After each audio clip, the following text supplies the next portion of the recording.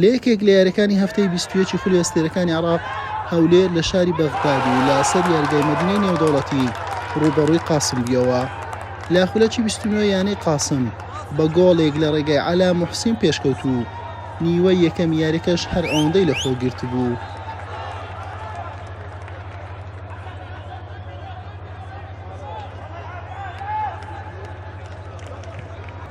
لەگەڵ دەستپێکردنەوەی نیوەی دووەم و لەم دەرفەتە ئاکام هاشم لە یانەی هەولێر بە کارتی سوور کرایە دەرەوە.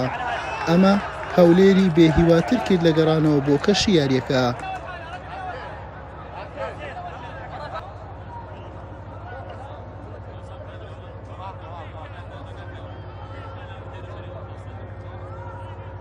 لە خولەکی 60 ئۆدینی جۆرج لە یانەی قاسم کارتی زەردی دوین بەڕوو بەرز کرایەوە و بە کارتی سوور کرایە دەرەوە، بەڵام هەولێر نەیتوانی سوودی لێ وەرگرێت و یاریەکە بە سەرکەوتنی قاسم کۆتایی هات.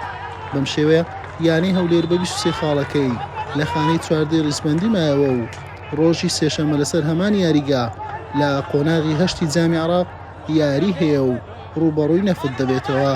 یانەی قاسمیش بە 16 خاڵ لە خانەی هەژدەی ڕیزبەندیە. حوسێن محەممەد، کەناڵی پێام.